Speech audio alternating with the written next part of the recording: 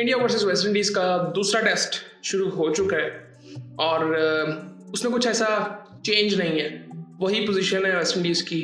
और खैर इंडिया ने पहले टॉस जीता और बैटिंग का फैसला किया। 318 रन बना लिए पहले दिन और जो सिचुएशन नज़र आ रही है वो इसी तरह से आ रही है कि फिर तीसरे दिन मैक्सिमम चौथे दिन मैच ख़त्म हो जाएगा। मेरे ख्याल से तो तीसरे दिन मैच ख़त्म हो जाएगा।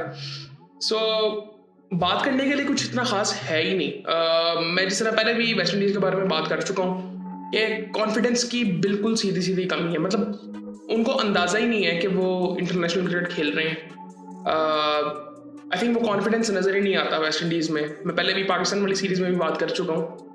उससे पहले ऑस्ट्रेलिया के खिलाफ वो खेले थे, तब मैंने ये बात की थी कि वो कॉन्फिडेंस ही नहीं है कि हम किसी से जीत भी सकते हैं। खैर पाकिस्तान को उन्होंने एक सीरीज़ हरा दी थी वनडे, लेकिन आई थिंक वो भी मैं कहूँगा कि वो पाकिस्तान की खुद अपनी उस वक्त ये हालत थी। पाकिस्तान खुद इतना बुरा खेला था, बाबर रिजवान ने परफॉर्म नहीं किया था, तो आई थिंक वो उसको आप ना ही गिने। लेकिन इनको अगर पर्सनली देखें तो इनका मसला बहुत आई थिंक अजीब सा है। मतलब इनकी भी कोई उम्मीद ऐसी नज़र आती नहीं है कि आने वाले टाइम में ये बेहतर होंगे।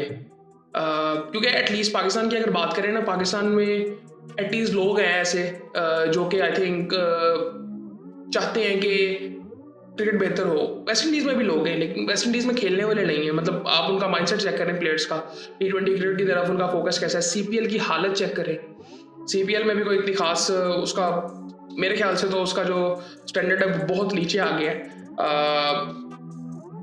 सो खैर आज जो मैच में हुआ, जायसवाल 173वें इस वक्त खड़ा हुआ है 253 बॉलों में, तकरीबन 70 का स्ट्राइक रेट है, 22 चौके लगा चुका है। KL राहुल बड़ा अनफॉर्चुनेट आउट हुआ, बड़ी ज़बरदस्त बॉल पड़ गई थी, स्पिन हो गया था बहुत ज़्यादा। 38 रन उसने भी बनाए थे, एक छक्का मारा, 5 चौके मारे, 70 का स्ट्राइक रेट उसका भी था।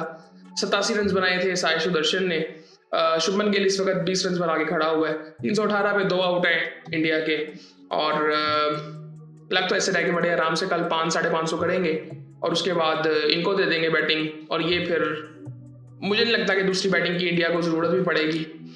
जो इनकी हालत इस वक्त हुई है, 2 जो आउट किए हैं वो वारिकन ने किए हैं। 20 ओवर में 60 रन दे के 3 मेडिन किए हैं उसने। सील्स की अगर बात करें 16 ओवरों में 1 मेडिन है, तकरीबन 60 रन उसने खाए हैं। फिलिप ने 13 ओवरों में 2 मेडिन किए हैं, 44 रन दे के आउट कोई उसने भी नहीं किया। रीव्स ने भी 26 रन दिए 8 ओवरों में। खारी ने भी 20 ओवरों में 74 रन दे के 1 मेडिन किया है और रोशन चेज ने 13 ओवरों में 55 रन। सो ये सूरत हाल बात करने के लिए कुछ है ही नहीं। और इसके अलावा आई थिंक जिस तरह हमने बात कर चुके हैं कि ये तो ख़त्म हो जाएगा।